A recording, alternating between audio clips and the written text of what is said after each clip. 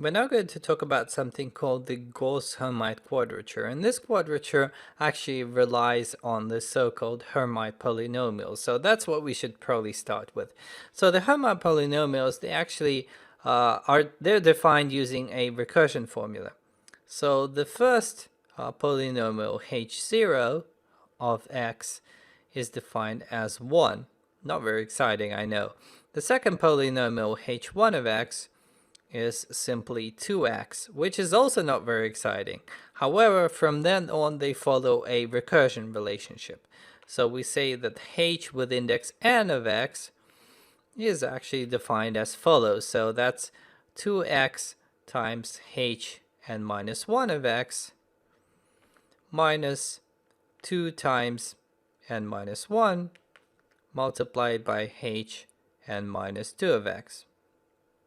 So these are Hermite polynomials, and they're actually used as weights in an approximation of the Gauss-Hermite quadrature. So essentially, what we're trying to do is we're trying to approximate the following integral. So we're trying to approximate an integral going from minus infinity to infinity of e to the minus x squared times f of x dx.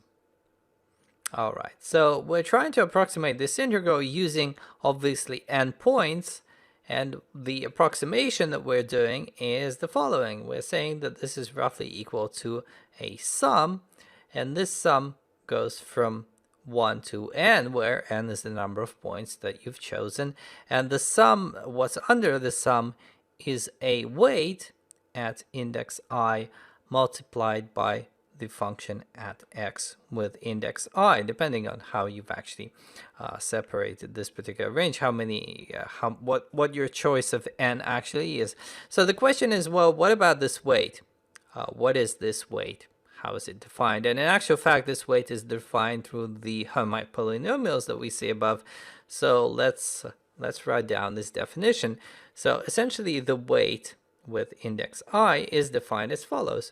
It's actually 2 to the power of n minus 1 times n factorial multiplied by the square root of pi divided by n squared multiplied by the Hermite polynomial squared. So the Hermite polynomial at n minus 1, no less, of x with index I all squared.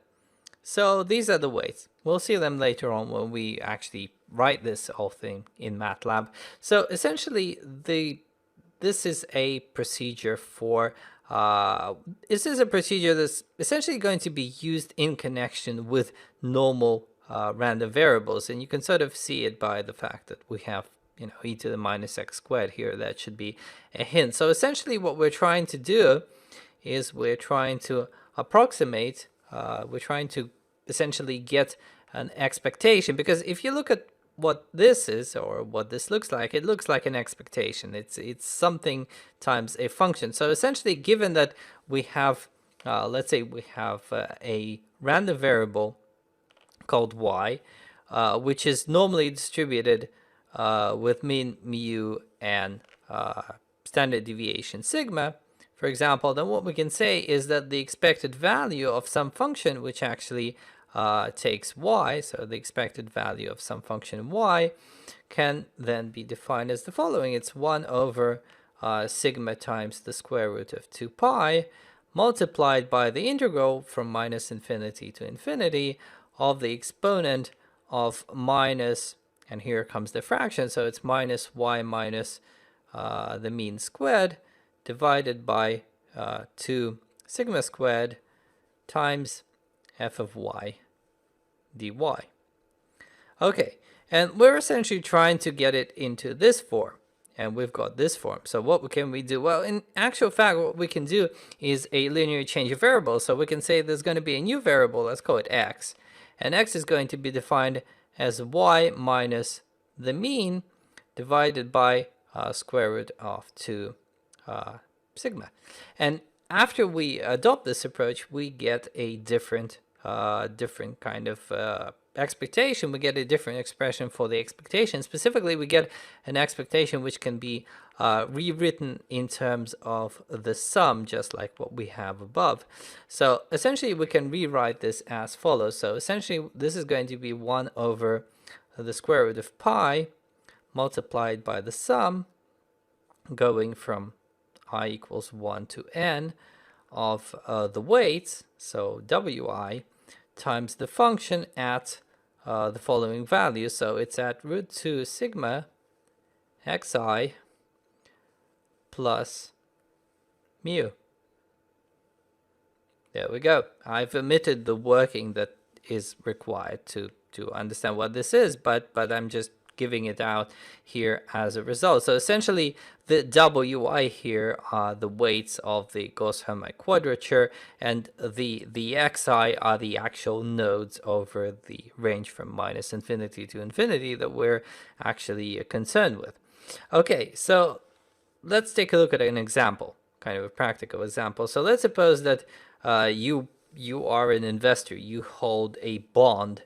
Let's say you hold a bond which is worth 1, and you also have some equity. So you have equity, and the equity has some value z, for example. And we're going to assume that z is log normally distributed. In other words, we're going to assume that log z is normally distributed with mean mu and standard deviation sigma.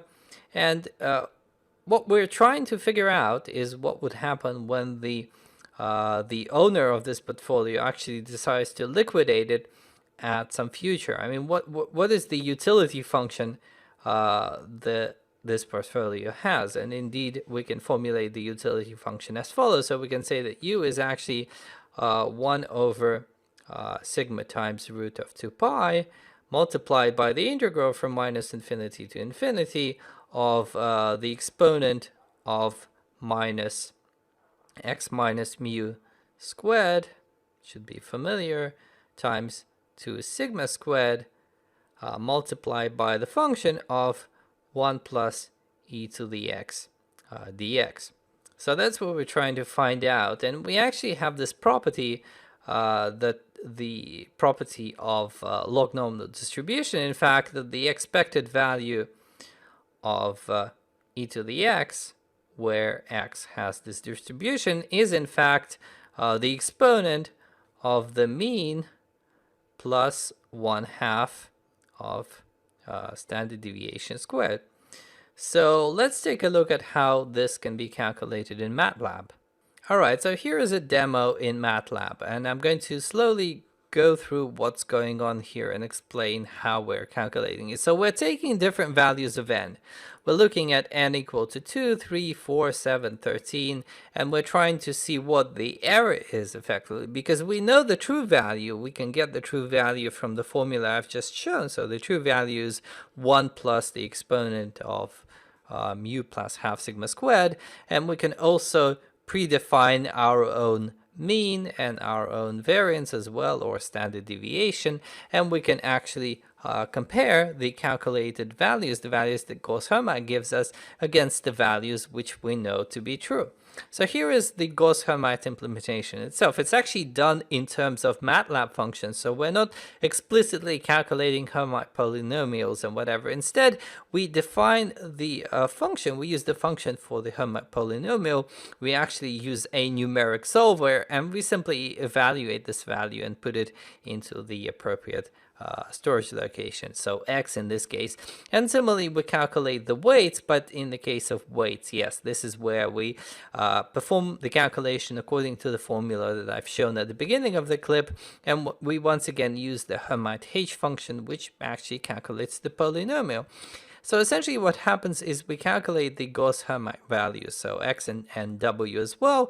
We plug the x value into the reverse transform, if you will. So we get the value of y. Remember, we did a transform, so now we're kind of doing a reverse transform, and then we simply do a dot product of the weights and 1 plus the exponent of the the reverse transform values divided by square root of pi, and that's our approximation basically.